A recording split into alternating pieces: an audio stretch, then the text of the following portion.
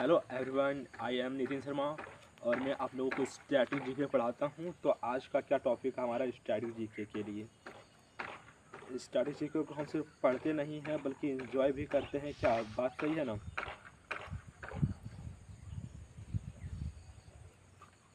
तो आज का जो हमारा टॉपिक है वो है इम्पोर्टेंट कॉन्स्टिट्यूशनल अमेंडमेंट।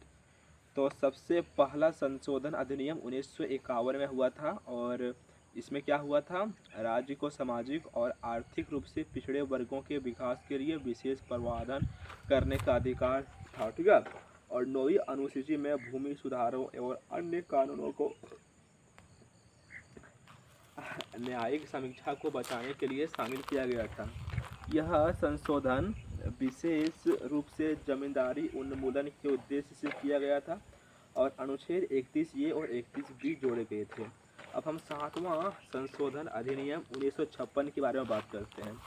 तो इसमें क्या हुआ था, राज्य पुनर्गठन अधिनियम का कार्यान्वयन और संविधान की दूसरी और 7वीं अनुसूची। उसके बाद हम बात करते हैं 10वां संशोधन अधिनियम 1961 के बारे में। तो दादर एवं नगर हवेली को 10वें संशोधन में जोड़ा गया। और 25वां संशोधन अधिनियम 1971 के बारे में बात करें तो राज्य के नीति निदेशक तत्वों और मौलिक अधिकारों के बीच संबंध से संबंधित संविधान में अनुच्छेद 31C जोड़ा गया। और अनुच्छेद 31C ने अनुच्छेद 14, 19 और 31 पर अनुच्छेद 29B और 29C की प्रधानता थी। एक भी समझ में नहीं आ रहा है। और 42वां संशोधन अधिनियम 1976, जिसको मिनी कॉन्स्टिट्यूशन भी कहा जाता है, इसमें से प्रस्तावना sovereign, socialist, secular, democratic Republic को प्रस्तावना में जोड़ा गया। और संसद और राज्य विधानमंडल, लोकसभा और राज्य विधानसभाओं का कार्यकाल 6 वर्ष तक बढ़ा दिया गया था। ओके। और कार्यपालिका, राष्ट्रपति अनुच्छेद 74 के तहत अपने कार्यों के निर्वहन में मंत्रिपरिषद की सलाह के अनुसार कार्य करेगा। न्यायपालिका, और फिर आता है 44 कॉन्स्टिट्यूशनल अमेंडमेंट एक्ट 1978, जिसमें लोकसभा और राज्य विधानसभाओं का कार्यकाल 5 साल के लिए बहाल किया गया था। उसके बाद 39 कॉन्स्टिट्यूशनल को हटाया गया, जिसने सर्वोच्च न्यायालय को राष्ट्रपति व उपराष्ट्रपति के चुनाव से संबंधित विवादों को तय करने के लिए अपने अधिकार क्षेत्र से वंचित कर दिया। उसका आर्टिकल 74, मंत्रिपरिषद को राष्ट्रपति की सलाह पर पुनः विचार करना होगा और राष्ट्रपति को इस तरह के पुनः विचार के लिए सलाह के लिए अनुसार कार्य करना चाहिए। आर्टिकल 257 हटा दिया गया और संपत्ति के अधिकार को मौलिक अधिकार घोषित किया गया और कानूनी अधिकार का दर्जा दिया। फिर आता है 51 कॉन्स्टिट्यूशनल अमेंडमेंट एक्ट 1984। इसमें क्या हुआ था, मेघालय, अरुणाचल प्रदेश और मिजोरम में अनुसूचित जनजातियों के साथ साथ नागालैंड और मेघालय की विधानसभाओं में लोकसभा में सीटों के आरक्षण का प्रावधान हुआ। फिर 52 कॉन्स्टिट्यूशनल अमेंडमेंट एक्ट 1985 में एक राजनीतिक दल से दूसरे राजनीतिक दल में संसद सदस्यों और राज्य विधानमंडलों के दल बदल को रोकना। फिर 61 कॉन्स्टिट्यूशनल अमेंडमेंट एक्ट 1989, लोकसभा और विधानसभा चुनाव के लिए मतदान की उम्र 21 ईयर से लेकर घटाकर 18 ईयर्स करना।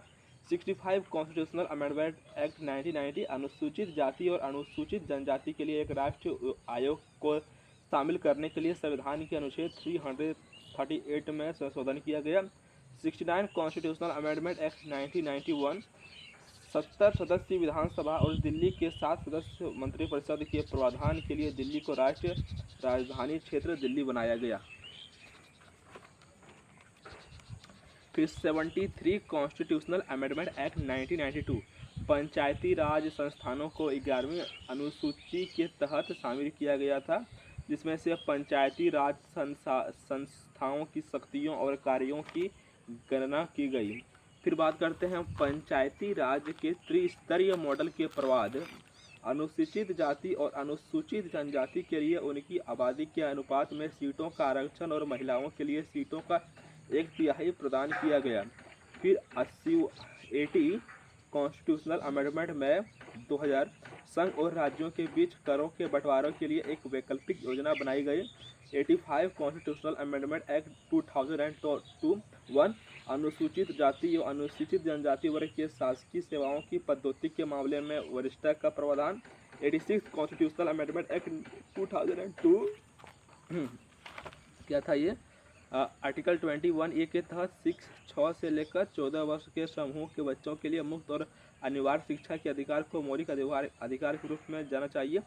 और 93 कॉन्स्टिट्यूशनल अमेंडमेंट एक्ट 2005 एंड 6 निजी और गैर सहायता प्राप्त शिक्षण संस्थानों में सामाजिक और शैक्षणिक रूप से पिछड़े वर्गों के लिए आरक्षण। फिर 97 कॉन्स्टिट्यूशनल अमेंडमेंट एक्ट 2011 भाग 3 सहकारी समितियां जोड़ना। भाग 4 के तहत सहकारी समितियों के निर्माण को प्रोत्साहित किया जाना चाहिए। फिर 100 कॉन्स्टिट्यूशनल अमेंडमेंट एक्ट 2015 भारत और बांग्लादेश के बीच भूमि सीमा समझौते का अनुसमर्थन। और 1974 के द्विपक्षीय भूमि सीमा समझौते के अनुसार दोनों देशों के कब्जे वाले विवादित क्षेत्रों का आदान प्रदान करने के लिए संविधान की पहली अनुसूची में संशोधन किया गया। और 101 कॉन्स्टिट्यूशनल अमेंडमेंट एक्ट 2070 माल और सेवा का जीएसटी का परिचय। 2002 कॉन्स्टिट्यूशनल अमेंडमेंट एक्ट 2018 ओबीसी राष्ट्रीय पिछड़ा वर्ग आयोग का संवैधानिक दर्जा प्रदान किया गया। अच्छा, 103 कॉन्स्टिट्यूशनल अमेंडमेंट एक्ट 2019 अनुच्छेद 15 के तहत वर्गों के अलावा अन्य वर्गों के नागरिकों के आर्थिक रूप से कमजोर वर्गों EWS के लिए अधिकतम 10% आरक्षण। 104 कॉन्स्टिट्यूशनल अमेंडमेंट 2020 लोकसभा और राज्यों की विधानसभाओं में SC और ABCD के लिए सीटों की समाप्ति की सीमा 80 साल तक बढ़ा दी गई। और लोकसभा और राज्य विधानसभाओं में एंग्लो इंडियन समुदाय के लिए आरक्षित सीटों को हटाना। ये था हमारा भाई साहब क्या था, कॉन्स्टिट्यूशनल इम्पोर्टेंट कॉन्स्टिट्यूशनल अमेंडमेंट।